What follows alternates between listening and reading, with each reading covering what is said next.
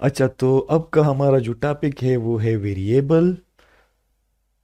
तो प्रोग्रामिंग में variables memory locations होते हैं जिसमें हम इंफॉर्मेशन या डेटा को स्टोर करते हैं। तो सबसे पहले हम स्ट्रिंग वेरिएबल्स को देखेंगे। अब स्ट्रिंग क्या चीज़ है? तो स्ट्रिंग सीक्वेंस ऑफ कैरेक्टर्स को हम स्ट्रिंग कहते हैं। एग्जाम्पल देखते हैं।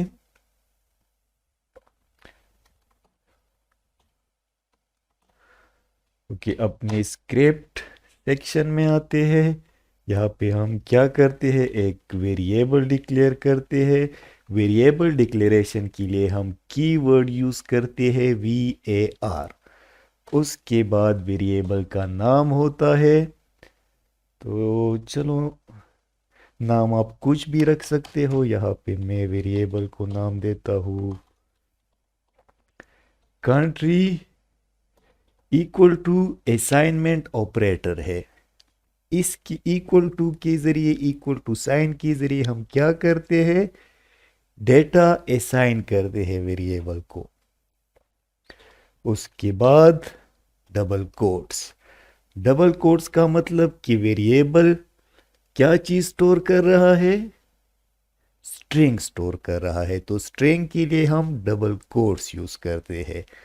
और let's suppose unite United states of America. तो क्या किया है हमने? एक वेरिएबल डिक्लेयर किया है var कीवर्ड। वेरिएबल के लिए हम यूज करते हैं। उसके बाद वेरिएबल का नाम। नाम आप कुछ भी रख सकते हो। यहाँ पे मैंने कंट्री नाम दिया है। उसके बाद वैल्यू असाइन की है वेरिएबल को। वैल्यू क्या है? United states of America. और इसको हमने डबल कोट्स में लिखा है। तो डबल कोट्स का मतलब कि ये एक स्ट्रिंग है। अब अगर आप आउटपुट देखना चाहो इसका, तो इसके लिए हम क्या करते हैं? Document dot right. Document dot right हम किस लिए यूज करते हैं? आउटपुट के लिए यूज करते हैं। उसके बाद पेरेंथेसिस। और पेरेंथेसिस के अंदर हम क्या करते हैं? वेरिएबल का नाम लिखते हैं। इस नाम के जरिए हम क्या करते हैं? एक्सेस करते हैं वेरिएबल को। तो यहाँ पे हम क्या देंगे? कंट्री। अब जब हम इस प्रोग्राम को सेव करके इसका आउटपुट देखेंगे, सेव करते हैं, आउटपुट देखते हैं प्रोग्राम का। Control S.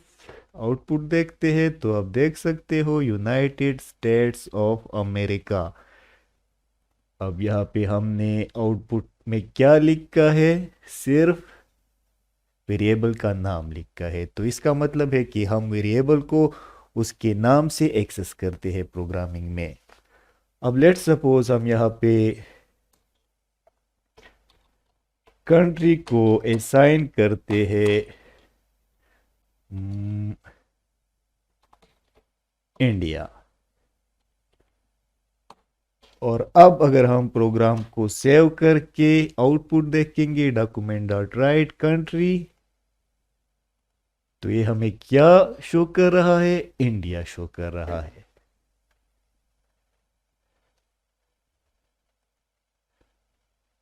तो इसका मतलब कि हम एक वेरिएबल को कोई सी भी वैल्यू असाइन कर सकते हैं, लेकिन एट अ टाइम एक वैल्यू स्टोर करेगा। तो यहाँ पे नीचे हमने क्या किया है? कंट्री। अब एक और बात, यहाँ पे हमने var का जो कीवर्ड है वो यूज नहीं किया है। तो वेरिएबल को हम सिर्फ एक बार डिक्लेयर करते हैं। डिक्लेरेशन हम वेरिएबल की सिर्फ एक बार करते हैं। तो यह डिक्लेरेशन हमने की है पहले इस लाइन में। अब हम अगर नीचे इस वेरिएबल को यूज करेंगे अपने प्रोग्राम में, तो हमें दोबारा डिक्लेयर करने की जरूरत नहीं है।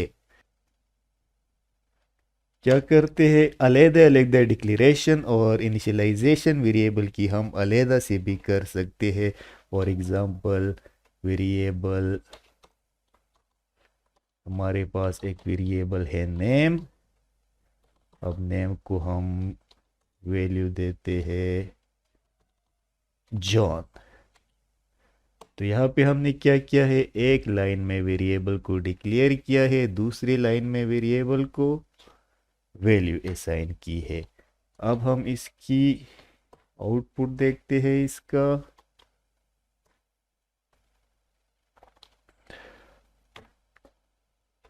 तो यहाँ पे वेरिएबल का नाम नेम, एंड में सेमीकोलन सेव करके जब हम आउटपुट देखेंगे रिफ्रेश, तो यहाँ पे आप देख सकते हो जॉन। तो इसका मतलब कि हम सेपरेटली भी डिक्लेरेशन और इनिशियलाइजेशन कर सकते हैं। ओके, तो इससे पहले एग्जांपल में हमने एक अलर्ट देखा था। दोबारा देखते हैं कि अलर्ट हम किस तरह जनरेट करते हैं। Alert let suppose hello world. अब अगर हम इस प्रोग्राम को सेव करके रिफ्रेश करेंगे तो ये हमें क्या देगा, अलर्ट देगा हेलो वर्ल्ड का। अब हम एक और काम करते हैं। इसके लिए हम सबसे पहले एक वेरिएबल डिक्लेयर करते हैं। वेरिएबल को हम नाम देते हैं हेलो, और उसको वैल्यू देते हैं एक स्ट्रिंग, और स्ट्रिंग में हम hello all how are you. Okay, अब अगर हमें अलर्ट में ये वाला मैसेज चाहिए तो हम क्या करेंगे, यहाँ पे अलर्ट में सिर्फ वेरिएबल का नाम लेंगे हेलो। वेरिएबल का नाम क्या है, हेलो। अब अगर हम इसे सेव करके अपने प्रोग्राम को रन करेंगे तो देख सकते हो आप hello all how are you.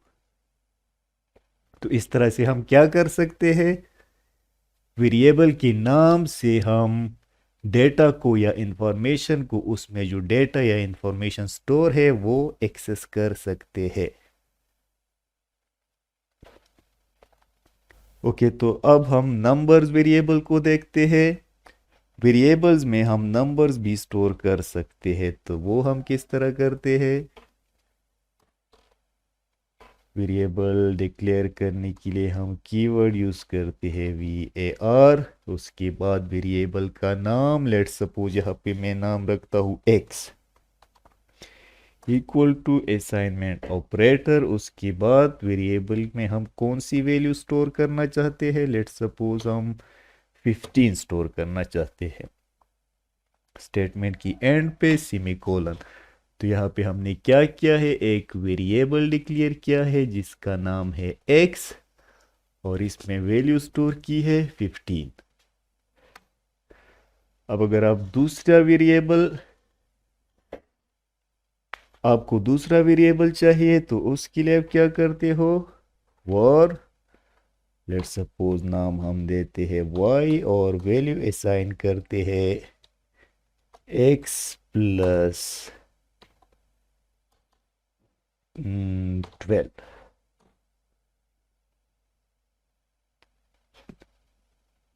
यहाँ पे हमने क्या किया है, एक दूसरा वेरिएबल डिक्लेयर किया है जिसका नाम है y, और y में क्या स्टोर किया है, x की वैल्यू प्लस 12।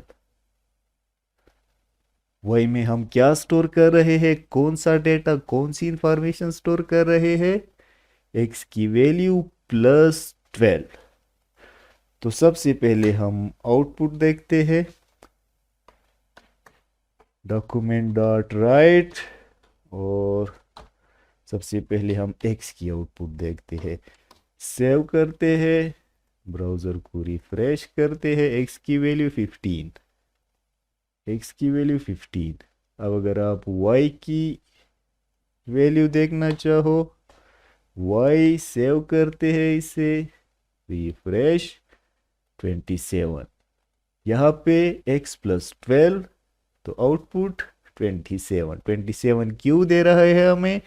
क्योंकि y जो वैल्यू स्टोर कर रहा है वो है x प्लस 12 और x की वैल्यू है 15। तो 15 प्लस 12 कितना हो गया? 27। तो यहाँ पे आप आउटपुट देख सकते हो 27। एक और काम भी आप कर सकते हो। लेट सपोज एक और वेरिएबल डिक्लेयर करते हैं z के नाम से और वैल्यू असाइन करते हैं उसको x प्लस y। अब अगर हम z का आउटपुट देखेंगे, सेव करते हैं इसे, रिफ्रेश, 42। तो रिजल्ट हमें 42 क्यों दे रहा है? क्योंकि z में जो हम z वेरिएबल में हम जो वैल्यू स्टोर कर रहे हैं वो क्या है? x plus Y.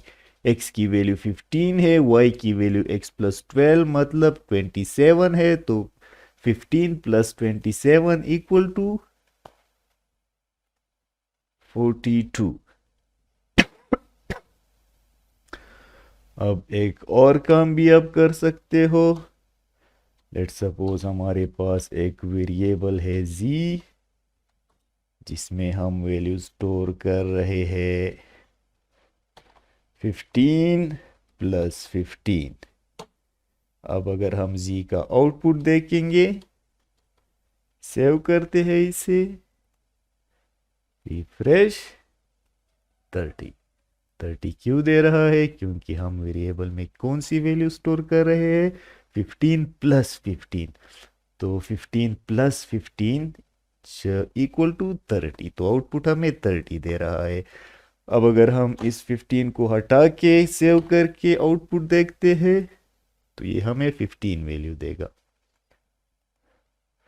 तो इस तरह हम क्या करते हैं जावास्क्रिप्ट में? वेरिएबल्स को यूज कर सकते हैं।